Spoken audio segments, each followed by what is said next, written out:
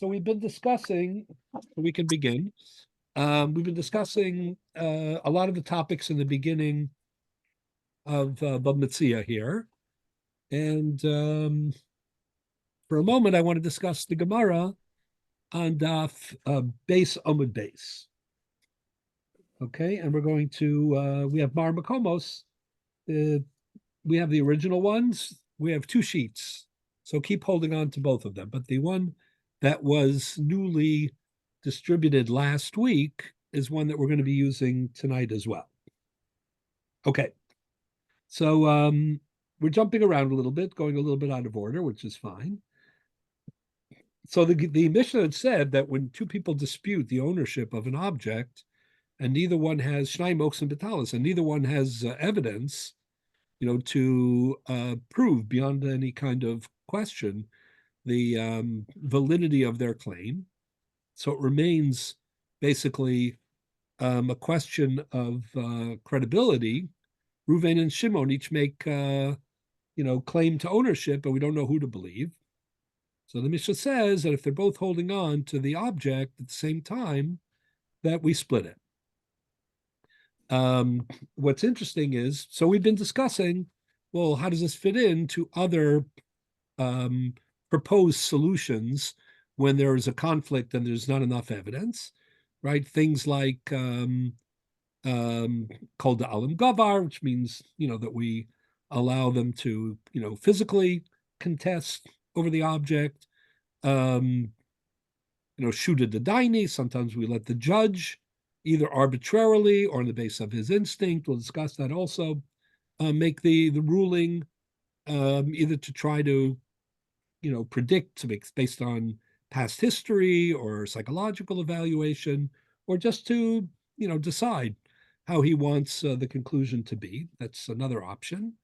And one of the options is Yehemunach ad she'av, which means that they leave, if you can't determine one way or another, we leave the object in question in limbo, meaning neither one walks away with the object. You just keep it, hoping that there'll be more information.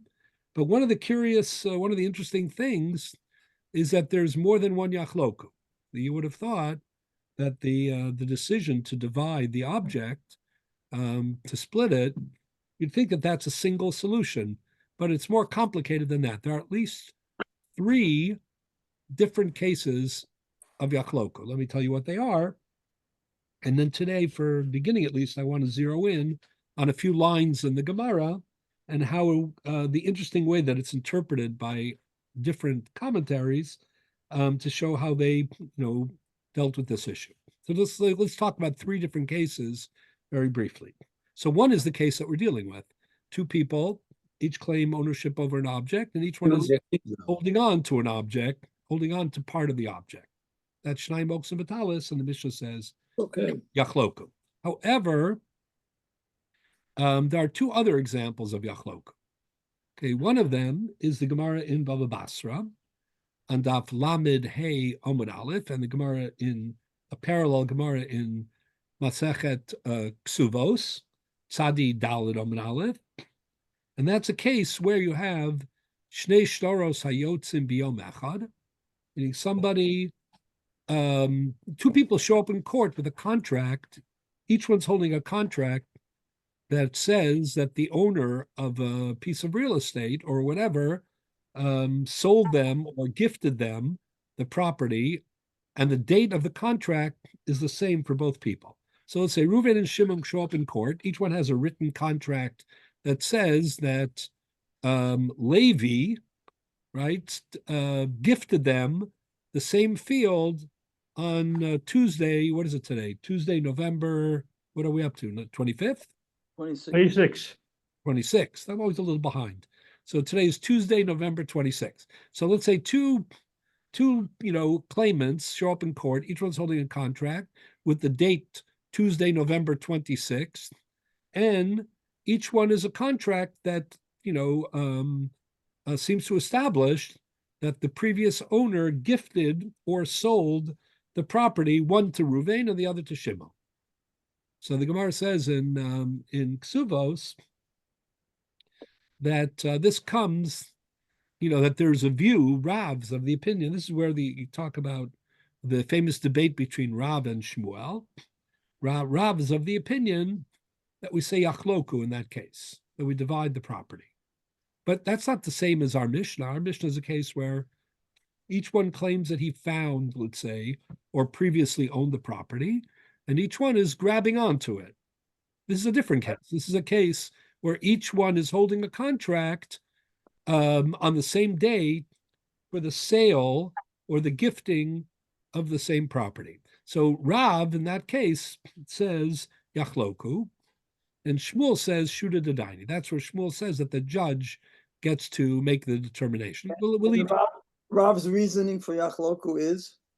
So the Gemara in Ksuvas says that has two views, but the one that's most interesting is that the argument between Rav and Shmuel mirrors the famous argument whether Ede Mesira Karsi or Ede Chasima Karsi.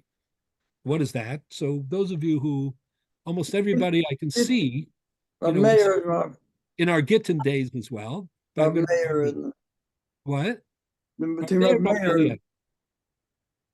What is that argument? So this is very interesting. Rabbi Meir's of the opinion that Ede Chasima Karsi. What that means is that in a contract, what's important is the signature of the witnesses. Meaning, you can't have a contract which has a text. Meaning, let's go the other way. Rabbi Eliezer says Ede Mesira Karsi. What that means is you have a text. The text tells a story, right? The text, elaborates and says, let's say if it's a get, it says, Mr. Blank, hereby it's the narrative. Hands the get to divorce his wife, the former Mrs., right? And then he hands it in the presence of two witnesses. That's called Ede Mesira Karsi. If it was a real estate deal, so let's say I'm selling my property, so Ede Mesira Karsi means that I write up a contract that says I hereby gift or sell my property to Ploni, Reuven's selling it to Shimon, and he hands over the contract in the presence of two witnesses. That's called Ede Mesira. Now, in theory, remember the Mishnah says in Gittin that, even according to Rabbi Eliezer, the practice was that the witnesses used to sign the contract. But that was what we call Mishum Tikkun Olam, meaning there was a good, a constructive suggestion that the witnesses shouldn't just be present when the text is handed over in their presence, signifying a change in ownership, but they should actually sign. They should put their John Hancock on the document as well. Why? Because the concern was, let's say this issue comes under dispute.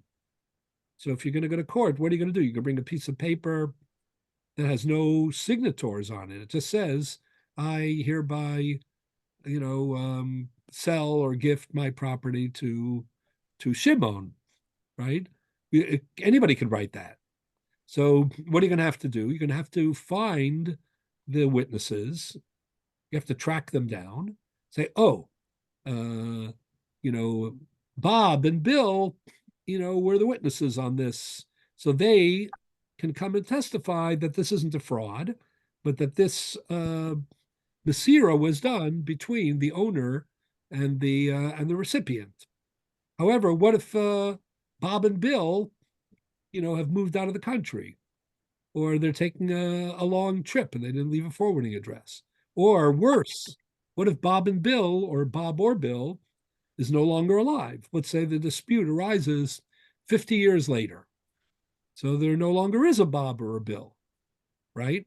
So that's why the Mishnah says that Mishum Tikkun Olam, that it would be constructive if they signed their names, because if they signed their name and we can take it to the court and we can establish that it was their signatures, then as a raya, as a piece of evidence, it'll also serve. You don't need to track them down. Still wouldn't help a Venusna. What? It wouldn't help for Venusna.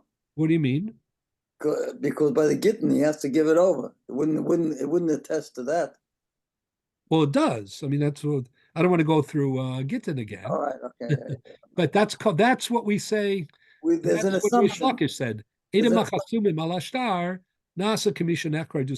which means that if Shimon is holding this document and he says it was given, by the previous owner, and the witnesses are signed and it is their signature, the assumption is that it came to his hands legally, and that implicitly is, according to Reb Chaim, it's a kind of a testimony that this it's a Nesina. little bit more difficult in Gittin because there is the extra requirement of a nasna, which doesn't exist by other shtar. So it's a little bit more complicated. Yes and no, but again, especially if you hold Eidim We're not Masira, going to. I don't want to get you off into Gittin. So yeah, but if you hold Eidim Masira Karsi, it is the handing over of the contract in the presence of witnesses that enacts the transaction that affects the change of ownership. So you need that anyway. So according to Rabbi Eliezer, but this is the point. It's a tikkun olam. It's extra credit and it's constructive, for the witnesses to sign. But if you hold like Rabbi Eliezer that Eidim Masira Karsi, really they don't have to sign. And really, what's singular about a contract is the contract itself.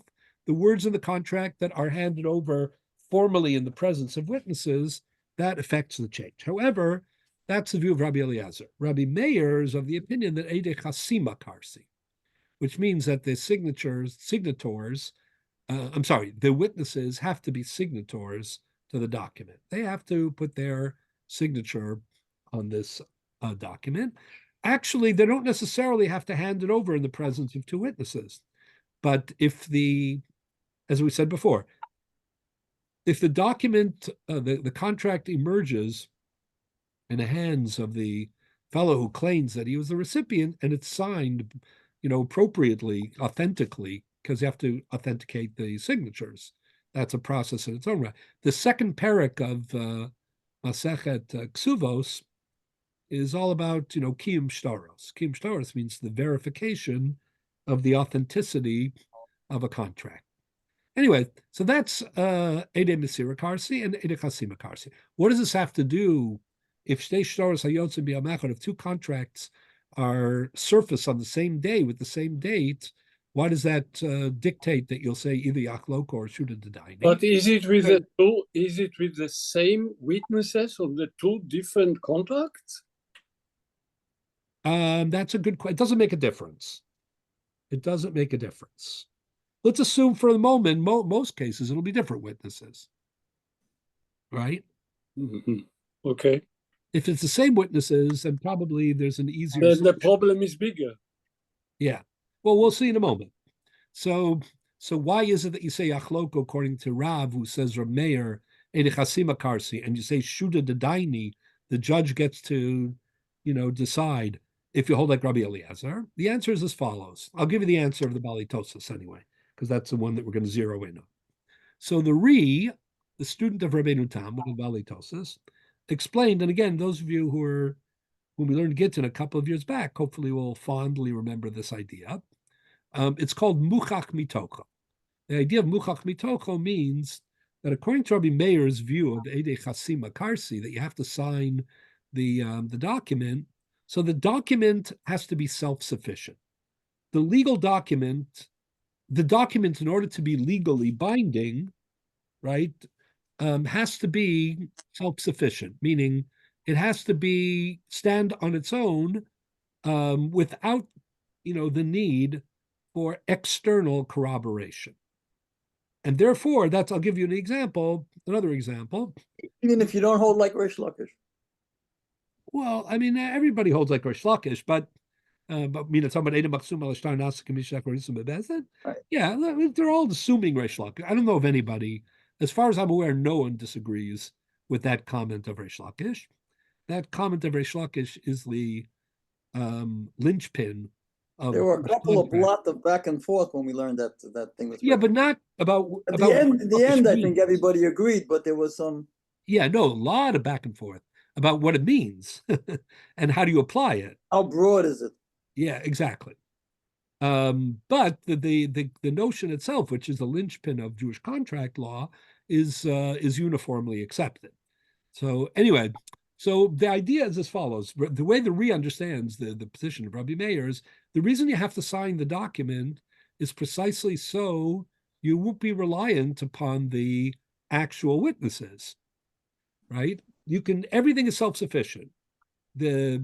As long as you can go to court and you can authenticate the signatures, right? If you have the signators signed on the document, then it's fine. So, for example, this is the famous discussion all through Masachet Gittin and other places. Let's say if Shnei Yosef ben Shimon Hadarim be'iracha.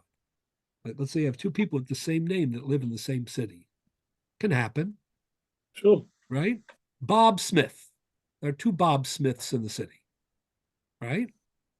Or two Henrietta Smiths in the city. Doesn't make a difference. So the Gemara says that the way the Ria understands it, according to Rabbi Meir, the Eidei Chasima Karsi, right? It wouldn't be evident in the get or in the contract which person you're speaking about because they both have the same name. So that's why you'd have to be mishalesh. You'd have to say, oh, Ruvain, Ben, Yosef rather ben Shimon. For some reason they pick Yosef ben Shimon, but Yosef ben Shimon ben Paltiel. Okay, and the other one is Yosef ben Shimon ben Shaltiel. I don't know. Meaning, unless you have information in the shtar itself, right, that establishes beyond any kind of outside corroboration all the necessary facts, that contract is flawed. That's called muchak mitocha. Muchak mitocha means that it has to be self-sufficient. It has to be self-evident internally. So that's why you need the Edom to sign. You have to be able to identify who the Edom are if there's more than one with the same name, or the Balidinim have the same name. You're going to have to give or provide further evidence. So in the same token, this is the remarkable explanation of the Ri. The Ri says, so let's say you give a guy a contract. Let's say you hand out two contracts on the same day. So you would think that how do you make that deadlock? There's no fraud here. I mean, it's not nice. I wouldn't hold. There's fraud on the part of the seller. What? The seller has committed fraud. Well, I don't know if he said. Let's say he's giver, gifting, whatever you want to call it. Let's say he's gifting. But even then, no, I wouldn't make him man of the year, because he definitely is, up to no good. Rabbi, but let's assume it's a matana. So not getting a chassan Torah. I would not make him chassan Torah. Maybe chassan Bereshis, but not chassan Torah. Unless he could have made a mistake, maybe he forgot. Whatever. Anyways, yeah. So the point is this: these two contracts surface. So what you normally would say is, okay, they were written, they have the same day, right? But if we can figure out that one was at 10 a.m. and the other one was at 1 p.m., then we've solved our problem, right? So the answer is yes and no. If you hold Eidei Mesira Karsi, which means you don't need Muchach Mitocho, the contract is not a raya, the contract is a kinyan, right? So if the Eidei Mesira could come to court and they could say, you know what, whether it's the Chazan, not a good question, right? I mean, is it the same witnesses or different witnesses? Let's assume different witnesses, just easier for the moment. So let's say the witnesses on contract of Ruvain, if we could find them, let's say Eidei Mesira, right? And they said, oh, it all took place at 10 a.m., the first contract. And then we tracked down the Edom on contract for Shimon. They both say November 26, Tuesday, November 26, right? But we were able to clarify that it was at a later point. So if we could do halachically, does that make a difference, or if you hold Eidei Mesira Karsi? No, but I mean, since there's no time written in the contract, one could take the position. The Rajbam may argue, but the day is the same whether it's 10 a.m. or at 6 p.m. Right. So that's a question. In Kosvin shows. The Rajbam and Bav Basra seems to think, even according to the Mandomer Eidei Mesira, it shouldn't make a difference. But the preponderant view is that if you hold Eidei Mesira Karsi, which means that the shtar doesn't have to be self-sufficient, and it's not really a raya, So then the only thing is, do you think you're going to get, you think you're going to be able to pin it down or not? But if you could pin it down, then we would give it to the earliest one because it's Ede Masira. So whoever got the Masira earlier, it could be the same date. But if I gave Ruvain the contract at 10 a.m., from 10 a.m., he's the owner. Well, that's the only way that Shmuel's concept can make any logic. Right. But Rav, listen to this. Well, what could you ask otherwise? What could you investigate? What intuition could you use? Right. So if you could find the Ede Masira, according to Shmuel, that would be great, except we're not so confident that we can, find them necessarily, especially if it's a long time later. However, according to Rav, let's ask your question according to Rav. According to Rav, does it make a difference? Let's say we were able to prove, according to Rav, meaning Ede Chasima Karsi, according to Rabbi Meir. So they both came to court. The contract says Tuesday, November 26th, right? And it doesn't say the hour, but let's say there were people who were there and they saw so one could say it's at 10 a.m., the other could say 1 p.m. Would it make a difference? So that's the chiddush of Rabbi Meir, according to Rav, if you hold like the Ri, and that is no, it wouldn't matter. Why? Because a shtar needs to be, this is such an interesting idea, it needs to be self-sufficient. If it doesn't say it, it doesn't help you. Meaning, even if you knew that that took place one earlier, one later, it wouldn't matter because the kinyan, the transaction, only begins at the end of the day. Meaning the last minute of Tuesday, the 26th, both kinyanim begin because it's only then that it's all day. It's not muchach mitocho because you don't know the hour. So what happens if we flip it? So when the two come to claim that they're the rightful person, the one that comes first have any advantage over the one that comes second? No. Why shouldn't he be a muchzik? No, because it's all. So he's coming first. And okay. No, that's not. No. Motzei Raya means that he, has a previous ownership or he's previously been tofes. He's the first one that comes and says fine. The other one should have to prove that it's not his. No, because the entire claim rests on the written contract, and the written contracts are exactly of equal force.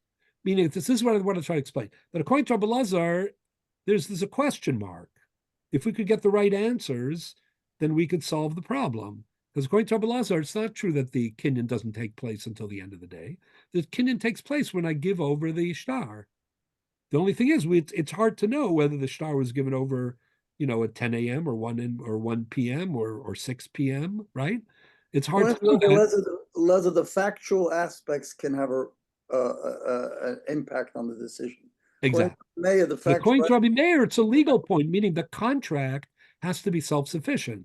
So it's not self-sufficient. If it says Tuesday, the 26th of November, then it's only self-sufficient at the last minute of the day. Any part during the day, it's not going to be binding because maybe he didn't give it till the end of the day. The only certainty is that it says the 26th. According to Rabbi Meir, if somebody decided to write in the hour in the contract, would it have any validity? If it was if it was a place in which the hours mattered, yes. If it didn't say the 26th, it said the 26th at 3 p.m. Because then the kinyan would be from that time. Even though halachically that's not a requirement of the shtar. Right, and that's what the Gemara says in Ksubis, that it's Birushalayim and Sham Ein Kosvin Sha'os. Like there was a tradition, then I don't know why, but in Yerushalayim, probably a coincidence, I don't think it's related to Kedushas Yerushalayim, but in Yerushalayim, the tradition was they didn't write the time of the day in the contracts. They would just write the date itself. So what's the point I want to make? Is that comparable to Shnai Moks and Batalis Yachloku? It's Yachloku. The answer is no, not at all. Shnai Moks and Batalis Yachloku is an absence of information. Shnai Moks and Batalis Yachloku is a clash between two rival tfisos. Both of them are holding on to the object, and both are making claim that they are the single owners, and we don't know what to do. So we say Yachloku.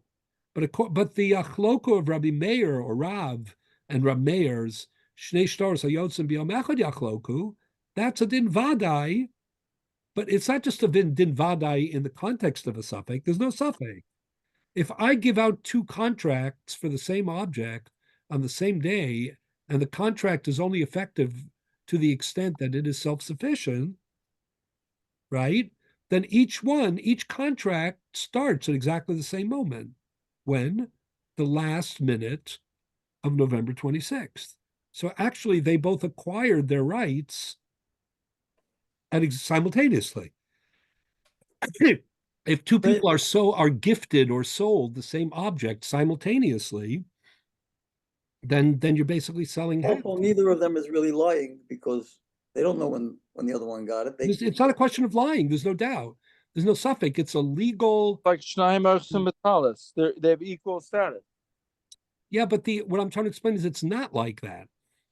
With the common denominators, they have equal status, but the equal status in Shnei Moks and Betalis is on a raya level, meaning each one doesn't have any more than the other, and each one's claim, therefore, is not substantiated any more than the other. So we just don't know. But since we don't know equally, we split it.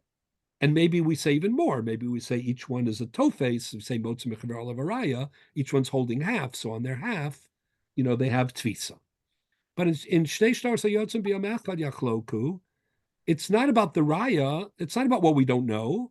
It doesn't matter whether what we know. It's a legal ruling. It's a legal principle. They both got it. It's not a stalemate. It's a law and contract law. It's a fact of contract law that if you hold Eidei Chasima Karsi, right, and you need Buchach Mitocho, then a contract, right, only kicks in at the end when of it becomes self-sufficient. So that if you give two people a contract, at the same time, then each one definitely has half. There's no information to fill in. We can know exactly what happened. There's no claim and counterclaim. What's the guy going to say? I got it first? Doesn't matter. Legally, it's irrelevant who got it first. What's important is when did the contract, which effects the change, when did it begin? Similarly, let's say I give you let's say I write a contract that says. Well, that's why Rav is tied to Rabbi Meir's approach. Well, that's the Gemara says in Ksubis. There are 2 days in the Gemara in Ksubis. The Gemara says in Ksubis that maybe the Machlokas Rav and Shmuel is the Machlokas Rav Meir and Rabbi Eliezer. Yeah, and that's the way the Bali Tosis interpret it. So the point I'm trying to make is you can have, it's like a quiz game, you can have Yachloku. It doesn't always mean the same thing. In Shnei Moks and Betalis, Yachloku means we're not sure, but each one is an equal claimant, right? And therefore, we're going to split it down the middle. According to the Re's understanding of Shtei shtaros hayotzim b'yom echad yachloku, right? That's a different idea. That's the idea that if I write two contracts and I intend them, or I write them in such a way that they're only going to begin simultaneously, that if I give two people the same object simultaneously, then I'm vadai, I'm certainly giving each one half of the object. So, but isn't the common denominator, so to speak, that in each case it is impossible to ascertain who's right? And no. In Shnei Moks and Betalis, it's impossible to ascertain who's right. And in Shnei shtaros hayotzim b'yom echad, according to the Ri, according to Rav, it's not a question of ascertaining who's right. There is no right. They were equally gifted. It's as if they wrote. If I write a contract to two people and I say, let's say I take Reuben and Shimon, I say I'm giving you half of my field, and I say to Shimon, I'm giving you half my field. Is that a question of who's right or who's wrong? So this is the equivalent of that, except that it's messier, because instead of telling him I was giving him half the field, what I did was I gave two gifts or made two sales that were simultaneous. So it would vadai cause that effect, but I didn't bother telling the people about it. I triggered it in such a way that it would happen that way. But that's not what happened in Shnai Moksum B'Talis. Shnai Moksum B'Talis, it's one person's article, not the others. We just don't know, and the evidence is what? Sumchus would treat both situations. So now I want to get to Sumchus. And that's the point I want to make. There's a third, everybody with me so far? So there are two Yachlokus. There's the Yachloku of Shnai Moksum B'Talis Yachloku. Rabbi, can I ask you a quick question? Of course. On the issue of talis, when it says Shnaim Ochazim Betalit and Yachloku, then the talis is not a talis anymore.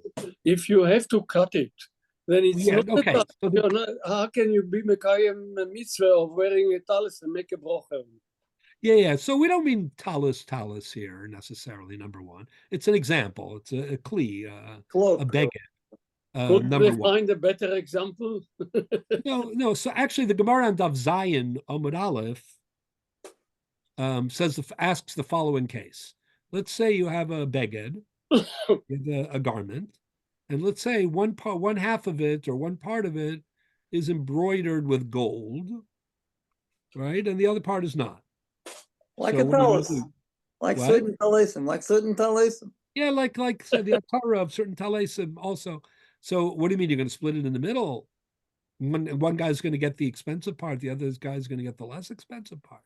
So the Gemara says very clearly that we don't really mean physically you're going to split it in the middle. We mean that you're going to split the value. I mean, you're going to you're going to take the value of the whole thing and you're going to split the value. So even if the even if the zahav, the gold embroidery which is quilted or whatever the right name is, or weaved into or sewed into the garment, even if it's just in a corner, and there's no way to split it. By the way, it's a bigger question than that. Let's say the object is like you said. Let's say it's a regular beged, but let's say splitting it in two, right, constitutes a loss, right, for both parties relative to the whole amount. Let's say the whole object is worth $100. If you made two smaller objects, you actually physically split it into two. Let's say it wouldn't be worth 50 and 50, right? Maybe it would be worth 30 and 30, because the bigger object is worth more than the sum of its parts. Right, you're saying, and if it was really a talis and you wanted to use it as a talis, so it's a kosher talis or a pasul talis, right? But the principle in all cases is the same. What the Gemara says on Daf Zayin Amud Aleph is whenever there is a discrepancy in value, then we never split physically the object. The achloku means financially. We sell it off, and the proceeds are split, or one buys out the other, or however it is. I'm not sure if I mentioned or not last week, but there's an interesting discussion of the, of the Trumas Hadeshen. Trumas Hadeshen has an interesting, general discussion about shutfas.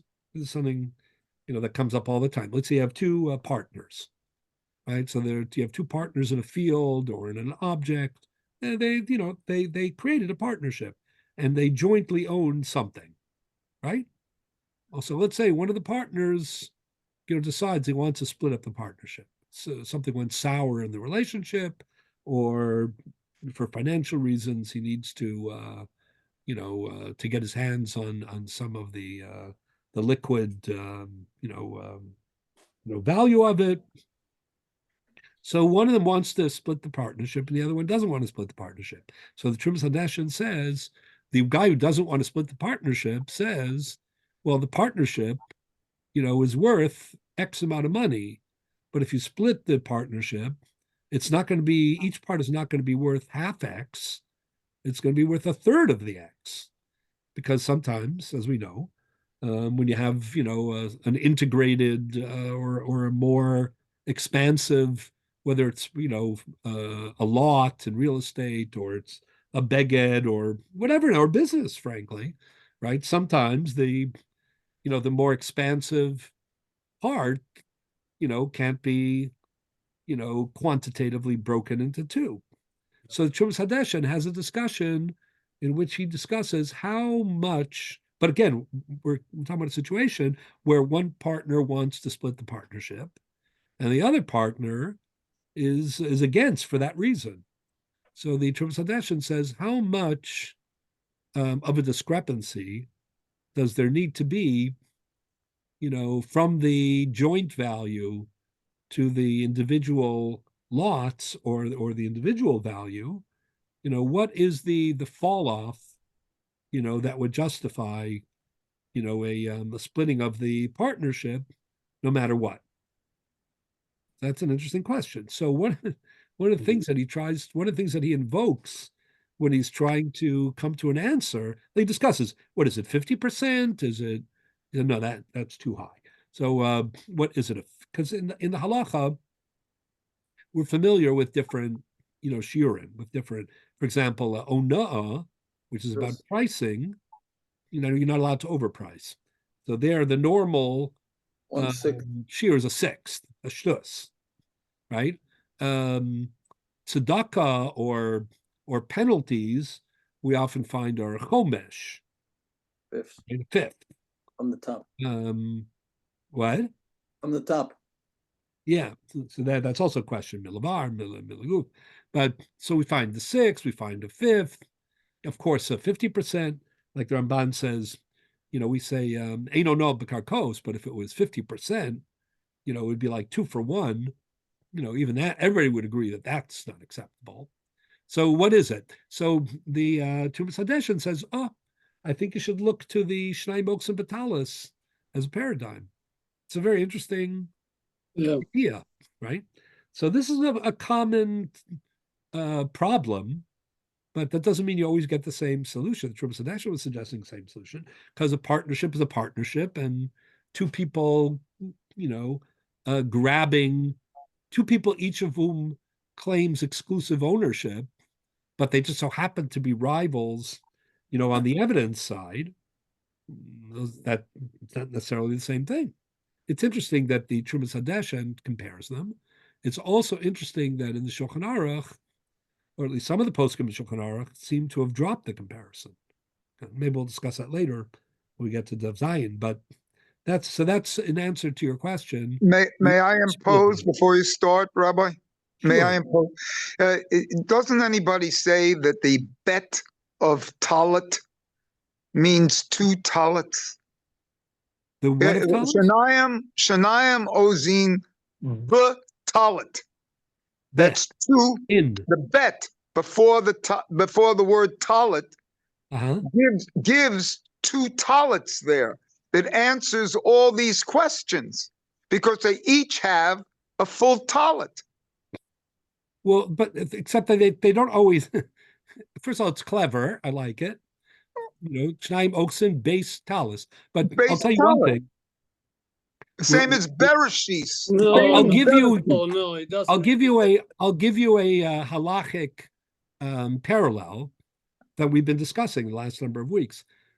Again, I don't know. I think it's a clever, point with the word, but on a purely halachic level, this is the view of the Rashbam and the Rashba, because the way they learned the Gemara in Dav Zayin Amud Aleph, the Gemara says that if two people, instead of holding on the edges of the talis, we've discussed this, and let's say they're actually holding parts of the talis. Let's say one guy's holding 40%, and the other guy's holding 20%, and then there's 40% in the middle, right? So what we say is each one gets ad shiyodo magas, that the 140 gets a 40, the other 20 gets a 20, and then they split, the remaining 40. So in other words, it would end up with a 60-40 split, but really 3 things are happening. There's a 40, there's a 20, and there's a 40, which is divided into 2 20s. So when the Gemara wants to explain that, the Gemara says, because since each one's physically holding the object, not just on the edges, it's keman de pasik dummy. Keman de pasik dummy means it's as if the object was split into 2, and it's 2 garments, and being 1 garment which they're disputing over. So I don't know about the bit part. Because in Hebrew, again, bit means in. It means they're both holding the talis. It, But it also means two, Rabbi. I mean, It that's, does, it and does. so it answers all the question. It means two. no, It's a standalone, but it it's doesn't not. mean two in the same word. But either way, what your idea has its other roots Yeah, in but the Gemara and Zion and Aleph, which is very yeah, good. but it can, Rabbi, it cannot be that way. If according to this gentleman, we're talking about two talitot, we are talking about Hebrew, then the Mishnah would say bet. No. The talitot. words But bitalis bet means talit, it's only one. no. Right. It's a shva mechaberet grammatically. Right. No, I So think it doesn't stand. he means that it's more of like a remez. But I again, it's not a remez. It's more the legal concept is certainly there Okay. in these other sources. And okay, so let's get back to where we were. So there's a third case of Yachloku, and that's the case of Sumchas and the Chachamim. So let's get to that. So the Gemara says here on base of the base, the Gemara says, look in the middle of base of the base. The Gemara says, Masnisin delo, everybody have that? Masnisin delo kasumchas. Masnisin, the Gemara says, Lema masnisin delo kasumchas. This is in the middle, almost smack in the middle of base on base. So the Gemara says, it would seem that the Mishnah of Shnayim Oktzim Batalis Yachloku contradicts or is not in keeping with, not compatible with the din of Sumchas. What is the din of Sumchas? So Rashi explains what is Sumchas. So the Baba Kama, Rashi says, Gabi Shor Shanoga Kasapara V'nimtza Ubra B'tzeda. Or, for example, the case, so that's a case where you have one animal attacked another animal, and you're aware of the damage, right? But when they were, investigating further, the crime scene, I guess, they found a nafel. They found a little, that the damaged animal had given birth to, let's say, a stillborn calf or whatever it is. And the question is that something that happened right before the attack, in which case it's not part of the damages, or is it a result of the attack, in which case the person has to pay not only for the damages that are obvious, but he has to pay for this vlad as well. So that is called mamon hamutal b'safek. That's money that is in doubt, meaning we're not really sure. Why aren't we sure? Because no one saw this attack. In other words, my cow attacked your cow, out in the pasture, but no one was there who actually saw the attack. Or another example, if you look here in the Mishnah on Kuf Amud Aleph, if you could turn to Kuf Amud Aleph for just a moment, the Mishnah says, this is a kinder, gentler case, but it's the same idea. Hamachlif para b'chamor.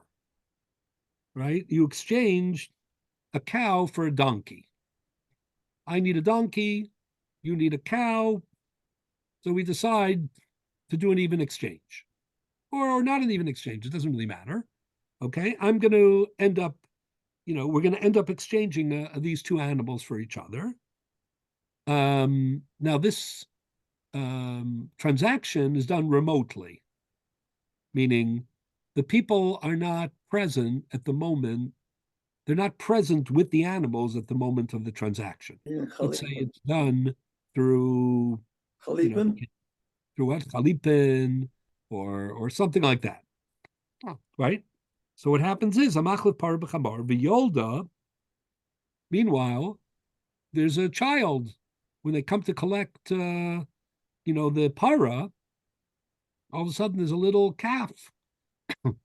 We don't know if the little calf, was born a minute before the transaction or a minute after the transaction or an hour before or an hour. It doesn't matter. Meaning there's no way to know, all things being equal, whether or not this Vlad is belongs to the owner, the new owner, or belongs to the old owner.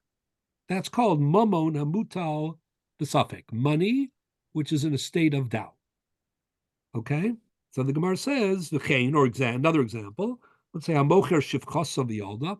Say a person owns a shivcha, a servant of some sort, and she, again, is sold, and she has a child, right? V'yalda, and again, it's done remotely. Zeomer ad shelo macharti. So the one fellow says, all this happened before the guy, the mocher, said, the leda, the birth took place, prior to the sale. So the child is mine. The mer mishal lakachti. But neither, the way the Gemara explains it is their shema v'shema. Neither one is speculating. Neither one was there. So what's the din? Yachloku. You split it. Okay. And then the Gemara explains, Amai Yachloku. If you look at the Gemara on Kuf Amud Aleph, the Gemara says Amai Yachloku. The Lechsi B'Shus Deman Kaima. The Gemara says, why don't we apply the age-old rule, which we've been discussing so much, which is that whoever is in possession of the object is the presumed owner, or if it isn't presumed, at least status quo dictates that the burden of evidence is to extricate from the owner, right? But otherwise, that's the whole essence of the difference between Simchus and the Rabbanan. The what? That's the whole fundamental difference. That Simchus doesn't agree that a Moti Mechaver Elav Araya should but it's not exactly correct. That's not it. So that's why I'm reading this Gemara, isn't it? It's a little more nuanced than that. So the Gemara says, why do you say Achlok according to Simchus? So the Gemara says, that we're talking about a case where there is no motzim b'chaver levaraya in the normal term, because the animal is in a neutral domain. The Gemara says, shifchanami, the kaima b'simta. Okay? It's not in my possession. unique. As you would say, even according to Sumchas, if there was a classic motzim b'chaver olavaraya, then you would say it. So the Gemara says, "V'nukme achezka achazaka demarakama v'lahav idach motzim b'chaver olavaraya." Even if it isn't physically in the domain of one of them, it's in a neutral domain.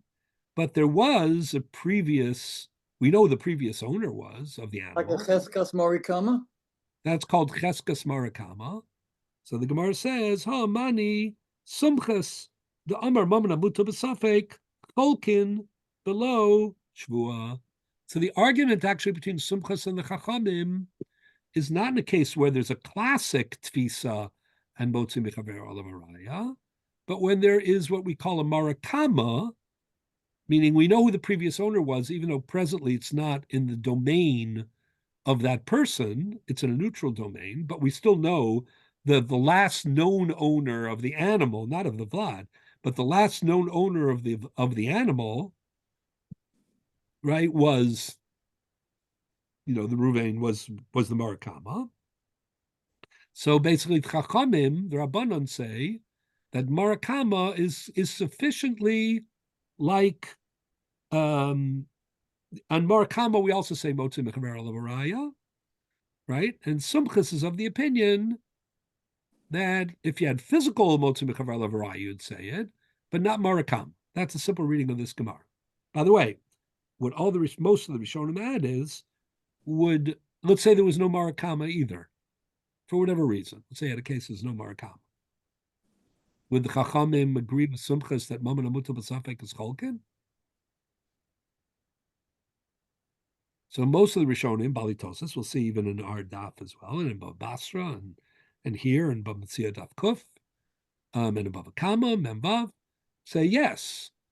The argument between Sumchus and the Chachamim is in when you have like a second-rate Tfisa, or Marakama really, as opposed to Tfisa. But if you didn't have Marakama, the Chachamim would agree with Sumchas. And if you had real Tvisa, Sumchas would agree with the Chachamim. Okay. Then the Gemara discusses, Eimer Damar Sumchas B'Shema V'Shema, B'Bari Ubari Mi'amar. Do Sumchas and the Chachamim also only argue in a case where everybody is ignorant of what actually took place, meaning the claims are speculation. It's like, it might be mine. And the other guy's saying, well, it might be mine. Each one is saying, prove that it's not mine, but nobody really proved that. Or are we talking about a situation where they claim to know? So the Gemara says, Amar Rav Ravuna, in Amar Sumchas Afilu Bari B'Bari. And Rava says, Li'olam ki Amar Sumchas Shema V'Shema, Al V'Bari Bari, Lo Amar. Okay, that's enough for the moment. The point I want to make is that there is this interesting argument between Sumchas and the Chachamim. It's a narrower argument than is often understood, because again, it's a case where there isn't pure Motzi Michavera Olavaraya, but there is Marakama, and in that situation, the question is, what's the law? What do you say in that case? So the Chachamim say Marakama wins out, and Sumcha says Mamon Hamut. It's called Mamon Hamuta B'Safek. The Marakama isn't, even though again, Sumchas doesn't deny that in some circumstances there's something called Cheskas Marakama. But he thinks when it's Mamon Hamuta B'Safek, which we'll explain in just a minute, when there's Drora de Mamona means, well, that's a question what it means. For most Rishonim, Balitosis, for most Rishonim, it means below Tanoseim Yesafek Lebezda. Meaning, it's the suffix isn't because of their claim. The suffix is because of the objective circumstances. Meaning lack of factual knowledge. Yeah, but also because of the particular circumstances. In other words, they exchanged animals remotely. And now a child, and it turns out there's a child. So each one has a speculative basis, for being the owner, because this child was born around the time of the exchange, and it could have been a little before, it could have been a little after. Each one has a basis. The other guy has a basis because he was the owner. This one has, the second guy has a basis because he is the owner. So objective, did you need these two people? If this happened remotely, that there was an exchange between a para and a chamar, right? And a Vlad showed up, and we didn't know the timing. Do you really need Ruvain to come to court and say, maybe it's mine? Do you need Shimon to come to court and say, maybe it's mine? No, you don't need that. Bezdin understands that there's an objective suffix, right? That's what the way Balitosis and most Rishonim, so someone like the Ramban says Dror de Mamona means Ikar Tvias Momo. And the Balitosis say it means Shebelo Tanoseim Yesafek Lebezdin. We don't need them to claim. The claim is an objective, possibility. There's a 50-50 chance here, just when somebody tells you the story, you say, it could be his, could be his. There's a reason to think it could be his, right? He's been the owner, and it happened around this time. Might have happened under his aegis. Could be the other guys because they exchange ownership. Maybe it happened after. Could be his. You don't need each one to come to court and say, either as vadai or as suffix, I'm the owner, or maybe I'm the owner, because it's obvious. It's not obvious in Shnai Moksha B'Talis, right? Because there are many reasons why people could be holding on to a talis,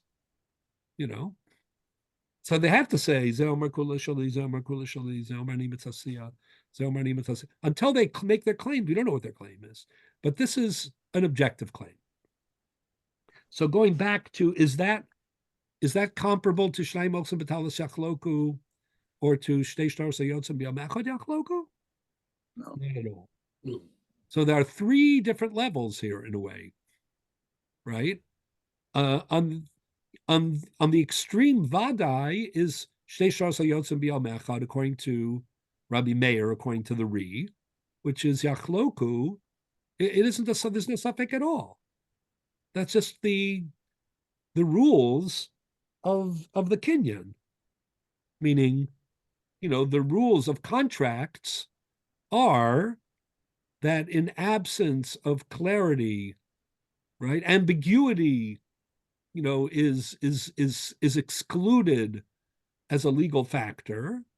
So until you have self-sufficient clarity, right, there's no contractual rights, and that absolute clarity, right, the neutralization of ambiguity, only takes place the last minute or the last second of Tuesday, November 26th. And therefore, it turns out there's no doubt whatsoever. There's a vadai simultaneous, bequeathing of a gift or sale of a property to two people at the same time, which means each one is an owner of half. That's one extreme. In the other extreme, you have Sumchas's view of Mammon Amuta B'Safek. Why? Because there is no, these people don't know particularly, let's assume Shema V'Shema. They themselves don't know. Right? How could they know? How would they know?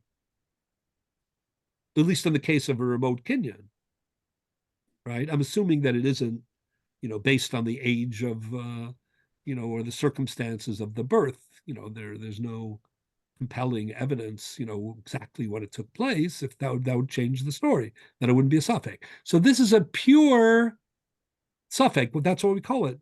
Mamon, hamutal, the suffix, kolkin. That's what Sumcha says. Now, the Chachamim disagree because they think Marakama is a winning factor.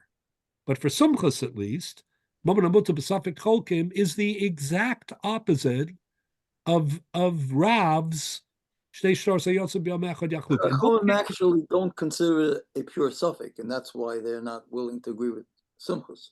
Well, it is a suffix, but there's a resolution of the suffix based on a clear factor that one has. In other words, there are halachic rules that make this suffix tilt in the direction of one or the other. Yeah, Marakama. Just like Sumchus would have agreed if it had been a pure physical tvisa. But so Sumchus doesn't agree that Marakama means anything? No, he does think Marakama means something. He just doesn't think Marakama is strong enough, unlike tvisa, And the suffix. in the case of Mamon Hamutal B'Safek. Yeah. Okay. But in between these two cases is our case, Shnai Moksa B'Talis. Because in our case, it's not like Shtei Shar Sayotzim B'Yom Echad, where it's vadai, each one, is entitled, to half and only to half. Because they're mutually exclusive claims. Mostly, more likely, is that one guy is accurate or telling the truth, and the other guy not. He's either lying or he's inaccurate in his understanding of what took place. So it's not comparable to that. It's not a legal determination that there are two equal owners. On the other hand, it's not Mamon Hamutal B'Safek, because each of these people, it is their taina and their tfisa that is the basis of their equal claims. So that isn't the same kind of vadai as Shtei Shtar Sayotzim B'Echad Yachloku, but it's not the same kind of suffix as Mamon Hamutal B'Safek either. So with all that in mind, now let's go back for a minute to Daf Gimel, to Daf Beis Amud Beis. So the Gemara said, I'm running out of time, so let me just try to fit this part in. The Gemara says, we have this Mishnah, Shnai Mosam B'Talis Yachloku, Lema Masnisin. Let us say that our Mishnah, right, Delo Kesumchas, is incompatible with the rule of Sumchas. Why? The Ikasumchas Amar Mamon Hamutal B'Safek, Bolkin, below Shvua. Because Sumchas, is a Chaluka B'Torah Safek, where tainos are irrelevant, and there's no shvua. But in the case of the Mishnah, there is a chalukah, but it's only with a shvua. So it sounds like it's not going to work according to Sumchas. So what the Gemara says about that, go now, skip a couple of lines in the Gemara. So the Gemara says, and I'll get back to the middle part in a minute.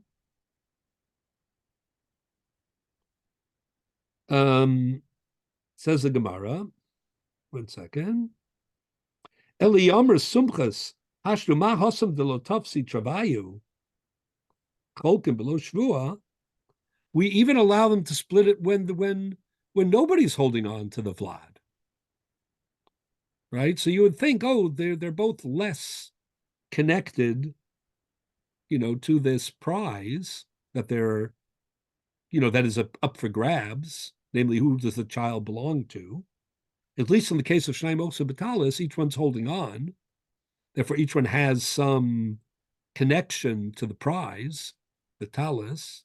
But in the case of Sumchas, right, no one's holding on. And yet you still split it, even without a Shvua? But I don't understand the question. The issue is still who is the rightful owner. And right. if at the end of the day, there is a split, so to speak, in the question of who's the rightful owner, that's what counts. In the case of Shnai Moksa Batalis. Huh? But in which case? You have the same thing with the Vlad. In both cases, the question is who's the rightful owner. But the point is that the dynamic of the suffix is very different. In the case of Shnai Moksa Batalis, that doesn't make one stronger than the other.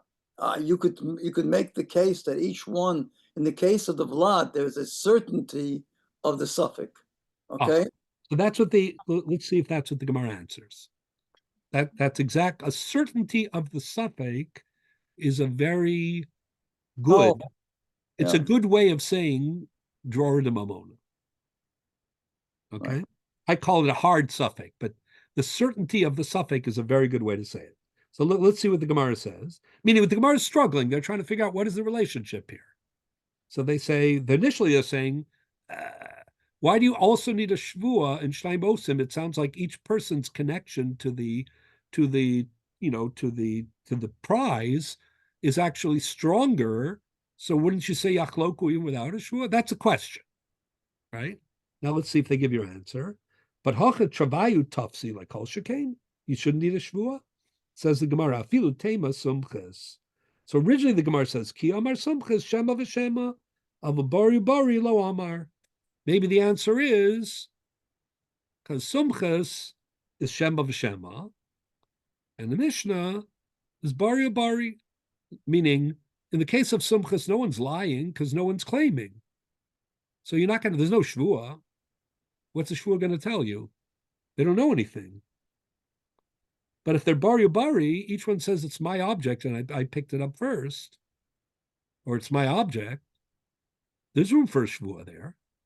So originally, the Gemara thought that we could explain. This is a Rabbanan shvua, isn't it?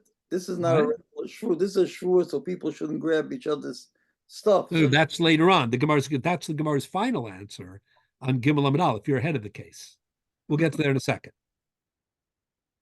So this is what the Gemara is saying. Originally, the Gemara is saying, well, if Sumchas is Shema v'Shema, there's no shvua there. Well, what would he say in the shvua? He's going to go to court and say what under oath? They don't know.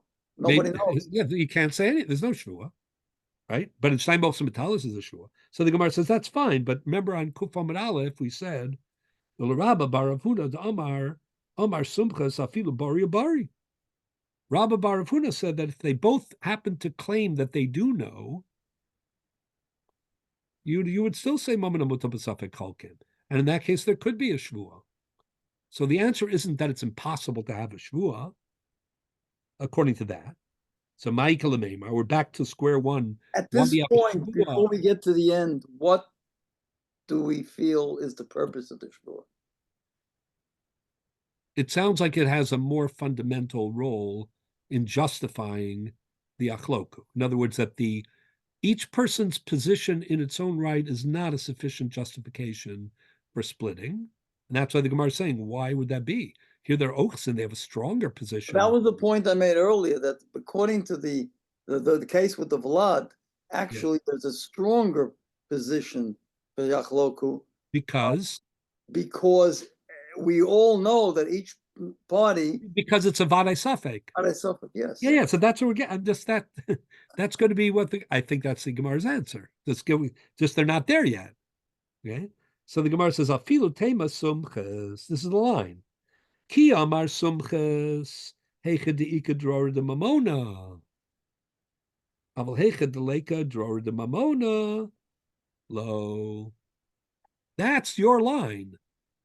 What we're saying is, you're looking at this from a Vadai point of view, meaning something to strengthen the positive claim of each protagonist. This one's saying, the whole thing is mine. The other guy's saying the whole thing is mine. I really know what happened here. And each one is also holding on. And that gives support to each one's position, right? So you're saying, that each one has a stronger connection with the object than Sumchas. But in Sumchas, you don't need that. You don't need the Shnai Moksin, because you have something equal or maybe better. And that is Dror de Mamona. Dror de Mamona says, we have a finite suffix. Yeah, a hard suffix, a finite, whatever you want to call it, a Vadai suffix. So this Rashi doesn't work, so we'll talk about it next week maybe, but Rashi says a strange thing about Dror de Mamona. Rashi's pshat here in Dror de Mamona is very controversial. If you look at Rashi, he says, Dror de Mamona chisaron mamon. She'imir frazeh shelo kedin, av chisaron mamon, vim niftarene shelo kedin, im sazech chaser vlad paraso. Rashi says Dror de Mamona means somebody's taking a loss. But in the case of a talis, right, especially if it's a mitzia, so there's no loss. Bali Tosis strongly disagree. Ramban disagrees. Everybody, Rimigash disagrees. Everybody disagrees. How do they understand Dror de Mamona? Look at Tosis. 1 second. Yeah. Heicha deika Dror de Mamona, says Tosis. Pirush is the famous view of Tosis all over Shas. What does Dror de Mamona mean? Shebelo tanoseim is suffik lebezdin. Right? The yesh le'echad tvia al chavero below tanosam. Kagon b'shoshan okal kasaparo machlif para b'chamor achrei shasafek nolad miatzmo dinu shiachloko afilu below shua. That's exactly what you said. Meaning, not like Rashi, you have to do Yachloka below shua because there's a certain urgency here. Somebody's losing money, so you want to be, you want to minimize the loss. Tosa says that's not the pshat. The pshat is that this is a compelling suffix, not because sometimes circumstances validate a suffix, even without anybody's claim or counterclaim, just the circumstances themselves. These people exchanged animals, right? And that, somehow in that sensitive, right before or right after, right, a Vlad, appeared. So it's just baked into It's impossible to ascertain who is the owner. It's impossible to ascertain, but both, possibilities are very compelling. Meaning the circumstances create the suffix, not the claims. And therefore, that's a hard suffix. I call it a hard suffix, and that's Yachloku. But Shnai Mosa Batalis, the suffix is based on the credibility and the rival claims of Reuven and Shimon. So we demand a shvuah for that. Not just because they could take a shvuah. This would be, even if you said that Sumchas's din was bari bari and he could take a shvuah, it wouldn't matter. You don't need to take a shvuah because even though it's bari bari, it doesn't need to be bari bari. It's not the taina that creates the suffix. It may be the taina that they're suggesting to solve the suffix. Actually, from a semantic standpoint, in the first case, each one is claiming it is mine. In the other case, each one is saying you can't prove that it's not mine. To some extent. So that's how the Gemara answers the Sumchas question. Then the Gemara tries, to back this up a little more. The Gemara says, well, maybe Shavuot isn't really dependent on all this. The Gemara says maybe you can go the other way. They're so evenly matched. It can't be half and half. It can only be, that it belongs to one of them, because this Vlad was born at a certain point, either the point after or the point, before. And yet, Amar Simcha Smama Namuta B'Safek Cholkin below Shvua. So Hacha de Leka Dror de Mamona de Ikal Member de Travayuhu. But here it's possible that both of them are actually the owners. Maybe they picked it up at the same time. So why do you need a Shvua lo Kol Shekain? So that's where the Gemara finally says that the Shvua is not something fundamental to support the Chalukah. It's something peripheral to deter societal provision. Yeah, so that's what the Gemara says. Afilu tema sumchas shvua zu midrabanati Surely the Vlad should stay with the mother. Shvua zu takanos chachamim shelo yehi kol echad v'yachad holech b'tokef b'taliso shel chavero v'omer shelihu. So this is a very interesting shaklatari in the Gemara. So, but what emerges though is something very interesting. In the end of the Gemara, since shvua ends up being peripheral, it doesn't apply to sumchas because there's no chashash, there's no concern that people need to be deterred. There's no deterrent issue in the case of sumchas. It's just a set of circumstances that took place. Shnai Mochel B'Talis is not a circumstance. It's an active, volitional, actually an ongoing rivalry. Situation. It's an ongoing situation. It's taking place right now. They're still holding on to the. They're still contesting it.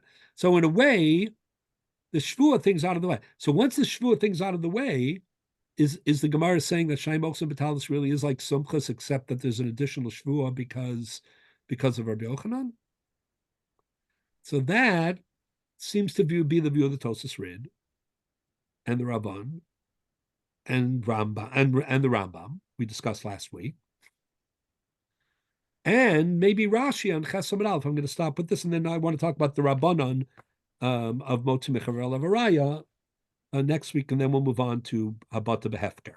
But if you look for 1 minute on Ches Amud Aleph, it's very interesting. And of Ches Amud Aleph, I didn't put it in the Marmakomos, but it's here in the Gemara. Look at Dibra Maschil on Ches Amud Aleph 8a, Mi Mishnah Yisera. There's a Rashi. I assume everybody has their Gemara in front of them. Mi Mishnah Yisera, towards the bottom of the page.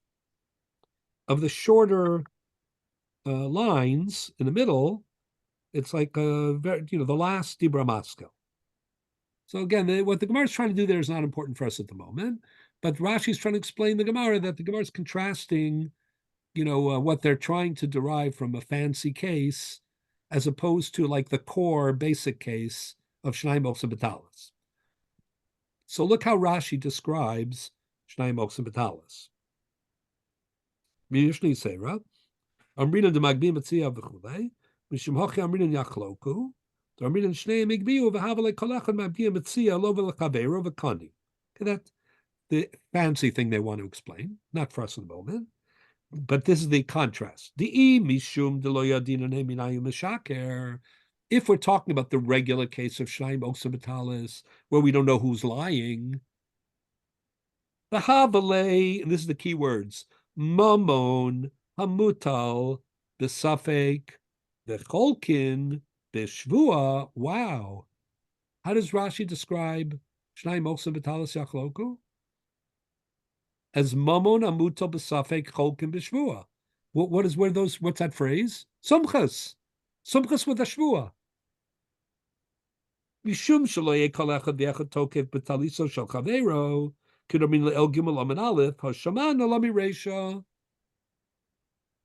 So the way Rashi learned the once the Gemara suggests that the shvua is not fundamental.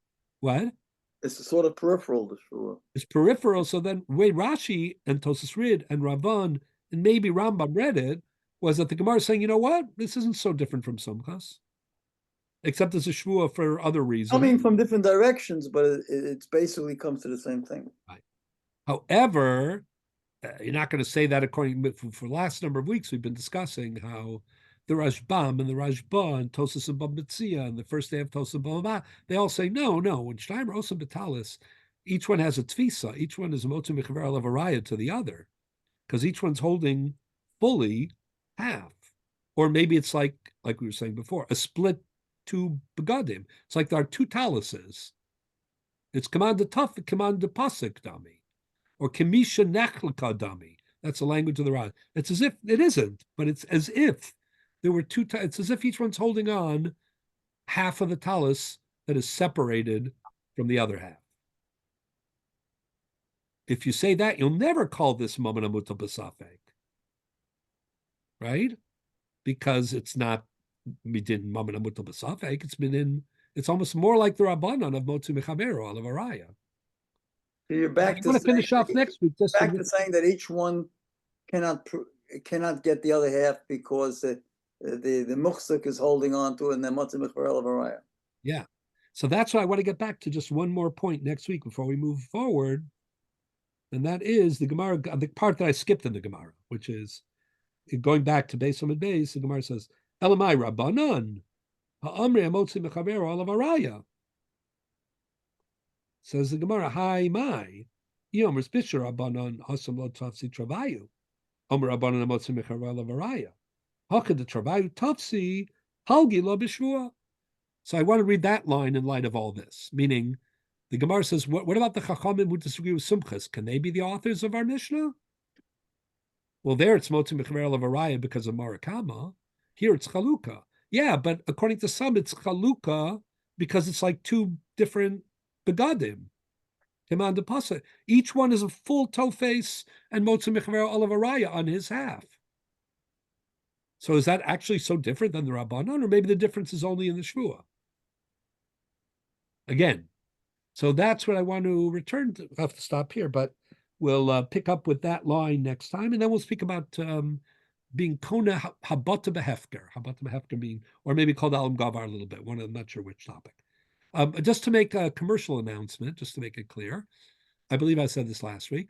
Next week we have a regular shiur, but the week after, which is the 10th. I'll be in Israel. So that week we do not have a shiur. Okay, thank you then so we continue in December. I have to figure out the Hanukkah part. I have to coordinate with my mother's yard site, so that I'll try to get back to you. All right, so I'll be in touch. Yeah. Thank you. Rabbi, that's what I'm saying about the two talit. That's all. Well, what I'm saying is legally you have some basis to stand on. But and you've said that one of the mafarshim have said that there were two talits. Well, not that there were two talises, but that we legally treated as right. if one is two. Yeah. That's all I'm saying, Rabbi. I'm not. That's all I'm saying. I'm asking all you're saying, you're very good. You're with no. I'm asking you. Do they derive it from the bet? No. That's all I'm asking you. Yeah. No, that they do not do. Okay. Thank you. They derive it from the language of the Gemara on Zayin Amud Aleph, which says Shema Mina. Command the pasuk dami. Pasuk dami means as if it's split up into two. Right. But they don't say, but it's not because of the base. Okay. Yeah. Thank you. Thank you, Rabbi. That's an interesting idea, interesting thought.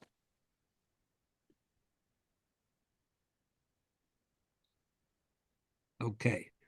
Have a good week, everyone. Yes, sir. Thank you. Thank you very much, Rabbi. Good to have you back, Cousin Malavani. Thank you. I look forward to next week. We'll miss it in 2 weeks, as you said. Yeah. But it looks like you're back in New York for a while. For a little while, yes. Keep doing good things. Okay, thank you.